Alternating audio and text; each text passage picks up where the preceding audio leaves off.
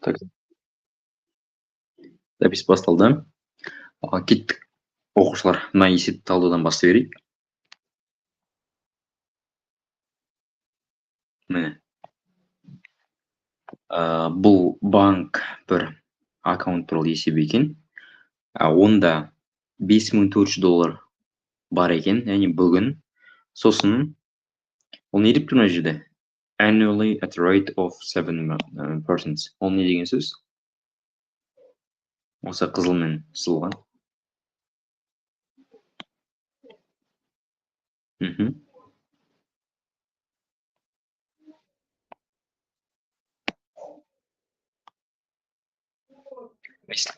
Дауысым естіліп тұр да, оқушылар?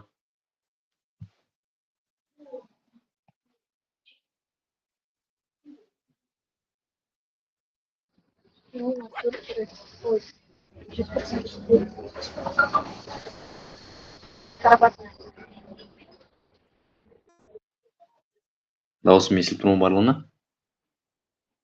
Иә, естіліп тұр. Сонымен, мынау не деген сөз? Қызылмен сылып қойған, яғни ол не білдіреді деген сөз?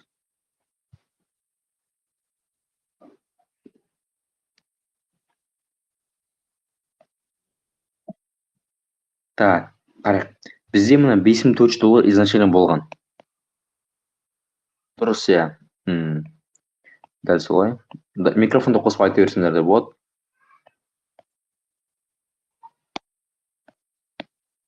Яғни мынау рейт деген, ол деген қанша пайызға өсетіні.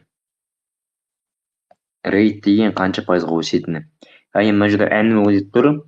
Осыған дұрыстап назар аудару керек. Annually десе, ол жыл сайын деген сөз. Неге? Себебі кей есепте жылына деп тұрады, бірақ мысалы 3 айдан кейін деп тұрса, ол жағы кішкене біз басқаша есептейміз. Так, жыл сайын 7% қосылады екен біздің ақшамызға. И формула осындай бір формула екен. 5400 көбейтілген R көбейтілген Y. Мен сендерге басында айтқанмын. Exponential equation'дарда алдында сабақ туралы айттым ғой, exponential equation разницасын түсіндірдім ғой, біткен linear и мына exponential. Разницасын түсіндіңдер ғой да? Алдында көрсеткенdim. Мына екеуінің разницасын. Мына розовый тез өседі. Тез өсетінін байқадыңдар өздерің, формуламен байқадыңдар. Мысалы, квадрат жыл сайын 2 есе өссе деген секілді. Вот солай. Так. Негізі бұл 7% деген не деген сөз? Мысалы, сендерге 10% деген мысалмен көрсеңіз, оңай пример. Допустим, сендерде $100 болды, тек $100 болды. И linear болса, linear. Яғни $100-ның 10% қанша? Мысалы, $10. Linear болса, жыл сайын $10 қосылып тұрады. Яғни $100 болды, бір жылдан кейін 110, келесі жылы 120, келесі жылы 130 деп тұрады. Түсінікті ма? Ал егер exponential ше, оның қандай айырмашылығы бар дейсіңдер, exponential'дың? Ол прям сол пайыз өскен пайызға қосылады. Мысалы, 10%, $100-ның 10%, это $10 өзі, $110. Потом уже мына өскеннің 10% қосылады. Түсінікті ма? Яғни $110 плюс $110-ның 10%. Түсінікті ма? $110-ның 10% қанша? Есептей қойыңдаршы. 11 емес пе? Дұрыс, $11. Яғни $110 плюс $11 ол қанша? $121. Яғни разницасын байқап түсіндіңдер ма? Мында $21 қосылады. Мысалы, мында $120 қосылса, мында $121 болады. Яғни $1 көбірек. Ағайын, ол $1 ештеңе етпейді ғой дейсіңдер. Жоқ, ол ештеңе етеді негізі. Ол пайыз бойынша ештеңе етеді. Себебі мына сумма $100, бар болғаны $100 ол. Сосын это тек қана бір жыл өсті. Яғни жыл сайын ол біршама өсе береді. Мысалы, басында айырмашылық мынандай болса, потом жыл сайын мынандай үлкен айырмашылық өседі. Уже мына айырмашылық это өте үлкен. Мысалы, мына деңгей это өте үлкен деңгей мына. Мына екі точканың арасы өте үлкен. Ал мына осы linear болса, ол тек қана мысалы былай өседі, былай өсе береді. Мына жерде тұрады. Вот осыда айырмашылық. Linear мен exponential. Яғни пайыз уже өскен нәрсенің пайызы оған қосыла береді. Вот солда айырмашылық главное. Яғни 7% деген соны білдіреді. Сол үшін мына формуланы жазып алыңдар қайтадан. P0 деген не ол? ол деген сендерде басында қанша ақша болды, мысалы егер ол мысалы депозит болса, банктағы счет болса, басында қанша ақша болды, немесе ол мысалы биологияға байланысты тақырып болуы мүмкін. Мысалы өсімдіктің, допустим, бойы биіктігі басында мысалы білмеймін 20 сантиметр болды деген секілді. Яғни изначально бізге беріліп тұрған өлшем, ол ақша ма, ол салмақ па, ол адамның бойы ма, бәрібір. Яғни экспоненциально өсетін нәрсенің алғашқы бағандай көлемі, мөлшер. Потом не істейсіңдер? Потом көбейту дейсіңдер, жақшаны ашасыңдар да бір дейсіңдер. Бір деген ол мынаны өзі деген секілді ғой. Любой нәрсе енді пиден бірге өткен сол санның өзі болады. Потом оған пайызды қосасыңдар. Пайыз деген не ол? Ол өсім мына. Мысалы 7% өседі десе, сол 7%. Оны әрине бөлшекке айналдыру керексіңдер. Мысалы 7% деген бөлшек ретінде қанша? Аха. Айтып ойындаршы. Қанша? Дұрыс, 0,7. 0,7 немесе бүйтесіңдер ма? Яғни пайызды бөлшек айналдыру проблема емес қой да? Бұл проблема емес. Так, міне, сосын уже мына жерге не жазасыңдар? Мына жерге мысалы n десеңдер болады. Ол деген не ол? Ол деген біздің уақытымыз, яғни қаншалықты өседі. Мысалы жыл сайын болса, мысалы уақытты t десек болады. Білмеймін, y деп тұр, мына жерде y неге? Себебі y деп мысалы жылда айтып тұр, жылда. Year деген секілді жылда айтып тұр мына жерде. Вот сол. Яғни мына жерде уже не тұрады десеңдер, мына жерде уақыт тұрады. Қанша жыл сайын өсіп тұрады. Мысалы процент 7% өседі жыл сайын. Немесе мысалы 5% өседі, допустим, 6 ай сайын деп тұрса. Вот сол уақыт мына жерде 6 ай дейсіңдер ме, немесе жыл дейсіңдер ме, вот сол нәрсе болады. Так, енді есепке қарайық. Бізде не табу керек? Сұрақты оқыңдаршы, сұрақты айта қойыңдаршы, маған не табу керек бізге?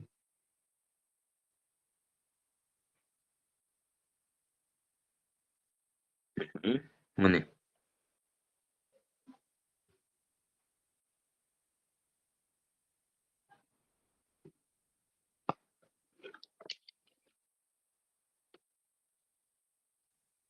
Айта берсіңдер болады. 4 жылдан кейін, дұрыс, счетта қанша ақша болатынын табу керек. Біздің счетымызда қазір $5400. Егер біздің ақшамыз жыл сайын 7%-ға өссе, бізде 4 жылдан кейін қанша доллар болады екен? Соны жуықта деп тұр мына. To the nearest whole dollar, яғни бүтінгеннен жуықтау керек. Кеттік. Формулаға қойық, мына дәл осы формуланы пайдаланамыз. Еще мына жерде бізге подкастпен беріп қойған, міне 5400 деп мына.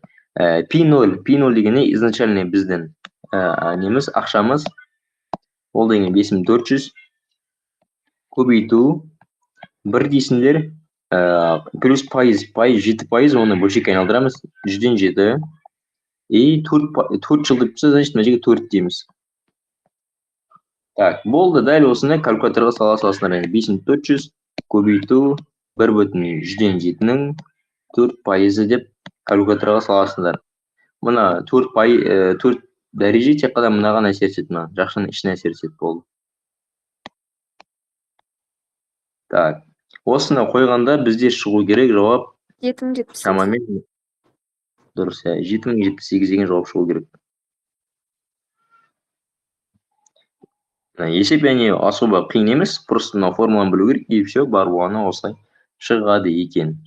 Сосын сендерге бір назар аударатын моментті айтып кетейін. Бана неге мынаған назар аудару керек дедім, жасылмай сықып қойдым. Annual, жыл сайын 7% өседі.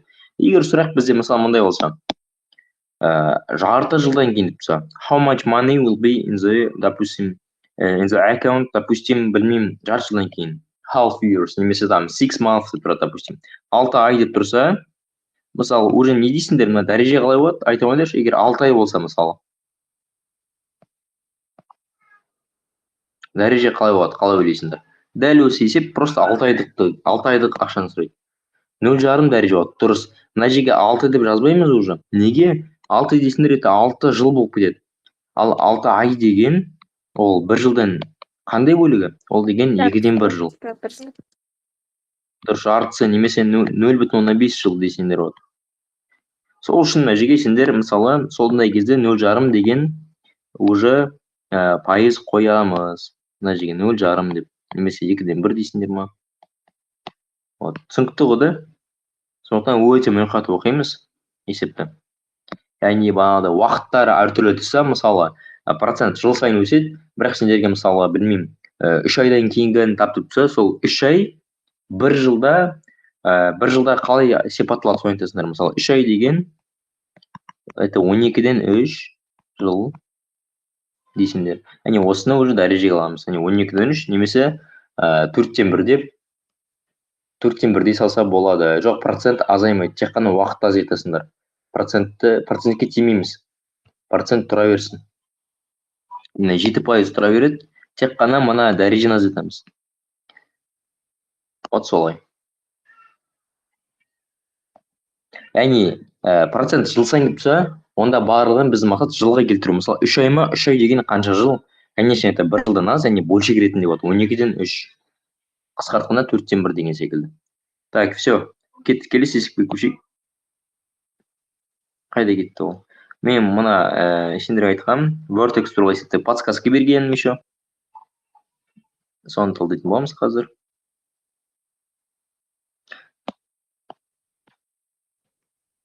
Мына бір оқып алыңдар дұрыстап. Танысуға уақыт берейін кішкене.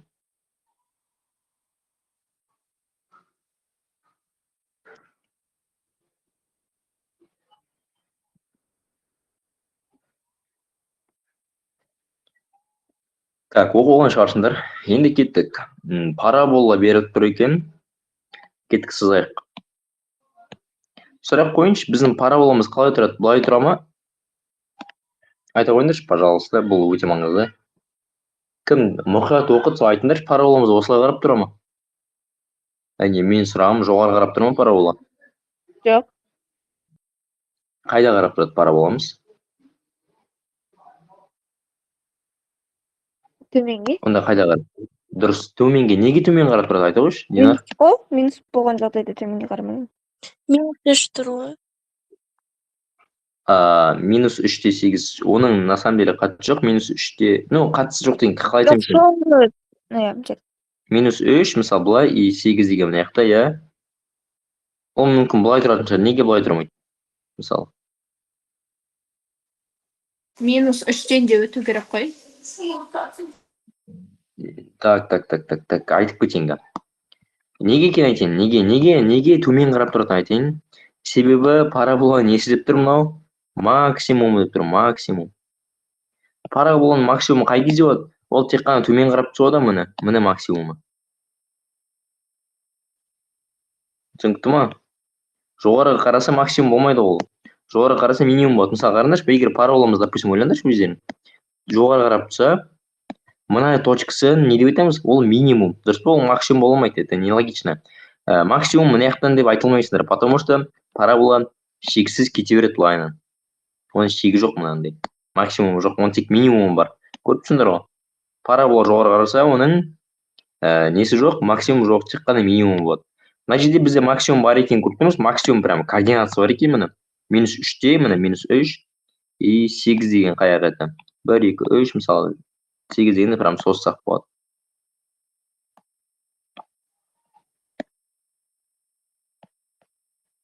Мысалы, мына жерде. Міне осы жер оның максимум екен. Енді қарайық, максимум болса, значит, ол примерно осылай деген сөз. Түсінікті ма?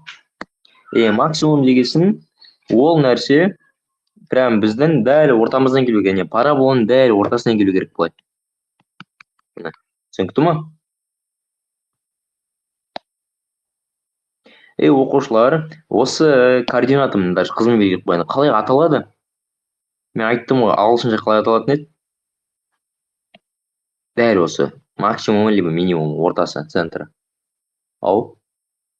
Дұрыс, дәл солай. Vertex аталады. Мен сендерге не айтқанмын? Осының координатасы бар дедім. Координатасы бар. Оны обычно біз деген m деген әріппен аламыз. M и n. По x өсі бойынша m, y өсі бойынша n. Мен m-нің формасы айтқанмын. X өсінің формасын айтқанмын. формуласын айтқанмын. Жалпы параболаның теңдеуі қандай? Мына жерде беріліп тұр. Стандартный теңдеуі деп айтқан мен сендерге всегда стандартный теңдеуін жазамыз мына. Қызылмен белгілеп қойдым. Y тең болады. Даже проход смежный. Мына Y тең болады. AX квадрат плюс BX плюс S. Енді осы vertex'іне мына M координатасын қалай табады? Мысалы біз теңдеуін білеміз. Теңдеуді білеміз. И бізге мынандай координатын табу керек. Оның формуласы мынандай. M тең болады минус B бөлінген 2A. Вот, дұрыс дәл солай. Мына минус B бөлінген 2A. Осы формула кім білмейді жазып ала қойыңдар. Енді ағайын, мына ал n-ді ше қалай табамын дейсіңдер? Ол оңай. Екеуі так как бір координатаға келіп тұр, бір точкаға. Просто осы m деген не ол? Это x өсі бойынша координаты ол точка мысалы мынандай. Міне минус 3 деп тұр, міне минус 3. Соны просто мына теңдеуге қоя саламыз x-ның орнына. X-ның орнына қойған кезде біздің мына n-іміз кака шығады. N деген мына y координаты. Вот осы. Надеюсь, түсінікті болды. Не айтқым келгені. Так, болды. Кетіп жалғастырайық енді. Бізді айтпақшы қарайықшы есепке. M-нің координатасы нешеге тең екен? Айта қойыңдаршы, M-нің тек қана координатасы нешеге тең болып тұр? Есепте.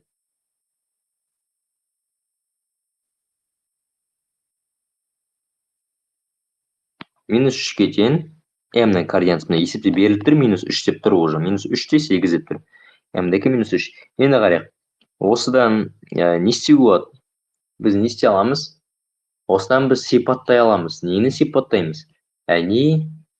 Так, былай сипаттасақ болады. Минус 3-тен былай жазайын. Минус B бөлінген 2A. И осы 2A-дан екі жаққа да көбейтсек былай. Айтқан ғой, теңдеудің екі жағынан көбейтсе де өзгермейді деп. Екі жаққа да көбейтейік. Сонда оң жағында не болады? Оң жағында бізде болады. Минус 3-те 2-ге көбейтсе минус 6 болады уже. Минус 6A тең болады минус B. Түсінікті ма? Екі жақта минустарын жойып жүрсек бола ма? Әрине болады. Сонда тең болады 6A тең B. Әне біздің B-мыз 6A-ға тең екен. Түсінікті ма?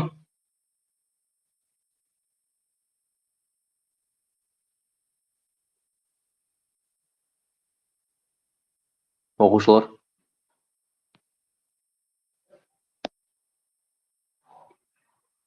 Иә, түсінікті. Надеюсь, түсінікті болды. B-мыз 6A-ға тең екен. Так, енді мынаны істеп қарайық. Мына екі координатын білеміз. Ол біздің параболамыздың бір координаталары. Енді осы жерлерге қояйық. Минус 3 деген это x-ің координатасы, а 8 деген это y-дің координатасы. Сонда не деген сөз ол? 8 тең болады. А-ны біз білмейміз пока. Минус 3-тің квадраты қанша?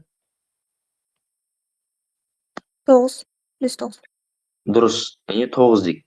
Жоқтан 9A деймін. 9A плюс B минус 3. Яғни минус 3B да. Минус 3B плюс S. Бізде міне осыны теңдеу шықты екен. Осының бәрі 8-ге тең. Енді біз не білеміз осыдан? Біз білеміз, что B-мыз неге тең? Міне. B-мыз 6-ға тең екенін білеміз, дұрыс па? Сол үшін мынаны жалғастыра бере аламыз. B-мыз 6-ға тең болса, бетек онда 8 тең болады 9A минус 3. B-мыз 6A-ға тең плюс S. Так, қанша жалғастырамыз? 8 тең болады 9A минус 18A плюс S. Дұрыс қой? Осылай емес па? Сюда не пойдет. 8 тең болады 9A-дан минус 18A-ны азайтқанда минус 9A шығады, дұрыс па? 9A плюс S болады. Плюс S болады. Енді не деген сөз? Біздің мақсат мына S-ны сипаттау. S-ны сипаттау үшін мынаны маяққа жіберіп салсақ болады. Либо екі жаққа 9A-ны қосу деген секілді. 8 қосу 9A тең S. Так, бәрі дұрыс болды. Иә. Әне біз не істедік десеңдер, аға не істеп жатсыз бағанадан бері десеңдер, ол былай. Біздің мақсат мына A плюс B плюс S-ны табу. Міне осыны есептеп всегда шаблонный болады, всегда. Сендер бір осыдан бір сразу сан таппайсыңдар, аға мынау мысалы 6 болады, ровно 7 болады деп. Сендер оны сипаттайсыңдар. қалай сипаттаймыз? Потому что сұрақта қараңдаршы, мында прям қайсы болады деп тұрған жоқ қой. Қайсы міне может быть деп тұр, қайсы бола алады деп тұр. Could be деп тұр. Сондықтан біз оны ровно ответін таба алмаймыз. А плюс Б плюс С. Біздің мақсат мына Б мен С-ні мысалы А мен жорамалдау, сипаттау, болжау осындай болады деп примерно. Түсінікті ма? Біз как раз істедік енді. Біздің мақсат А плюс Б плюс С-ні табу болды. Енді оған бүйтейік. А, Б деген нешеге тең болды? Айтып қойыңдаршы. 6А. Дұрыс. 6. Біздің С-ні 8 плюс 9-ға тең, дұрыс па? 8 плюс 9 плюс осылай болды. Енді қарайық. Алардың бағырларын қосып шығайықшы, тек қана аларды қосып шығайықшы бір-біріне. Неше шығады? 16А. Осының бағырларын қосқанда 16А пайда болады. Сонда жауап 16А плюс 8. Енді ағай, ол мынандай сан шыққан жоқ қой деп тұрасыңдар. Дұрыс, осындай сан шыққан жоқ ешқандай. Бұл бола алмайды пока. Енді біз сипаттаймыз. Осы алған жауабымызды қарайық. 16А плюс 8 деп тұр. Сосын бір нәрсені еске түсірейік. Егер парабола төменге қарап тұрса, ол не деген сөз? Төмен қарап тұрса. Яғни парабола кеміп жатыр. Значит, мында нәрсе бар. Амыз теріс сан нөлден кіші, минус сан деген сөз. Түсінікті ма? Себебі парабола кеміп жатыр. А минус сан болу керек, мысалы минус 5х квадрат деген секілді. Түсінікті ма? Осыны ұмытпаңдар. Сонда парабола кеміп жатыр деген сөз. Кему. Параболамыз кеміп жатыр. Түсінікті ғой? Я түсінікті. Онда минус 8 болады ма? Так, дұрыс, минус 8 болады. Енді просто тексереміз енді. Кеттік, біріншіден қояйық, мысалы, минус 8 бола ма екен, тексерейік. Біз білеміз, что амыз біздің нөлден кіші. Енді қарайық. 16А плюс 8, мысалы, тең минус 8 дейік. 16А минус 8 мына 8-ді мына жаққа әкелейік. 16А минус 16-ға тең. Значит, А нешеге тең? А минус 1-ге тең екен. Бірінші вариантта. Енді логически қарайық, мысалы, екінші вариантта болсақ, 8-ді қойсақ, онда мына 8-ден 8 азайтады, 0 болады. А 0-ге тең болады. Мыналар вообще одан да үлкен даже. Мыналарды қойса 10 сан шығып кетеді. Значит, вариант болады. Қайсысы? Minus 6. Дұрыс, тек қана А варианты болады. Түсінікті ма? Яғни осылай сан қойып тексеріп қараймыз. Мына жерде негізі көрініп тұр уже сразу бірден минус 8 болатыны. Надан тек қана минус шығу үшін тек қана А варианты болады. Есеп түсінікті болды ма? Түсінікті болды. Осыны жазып алыңдар, скриншоттап алыңдар, барлығын дұрыстап түсінсеңдер болды.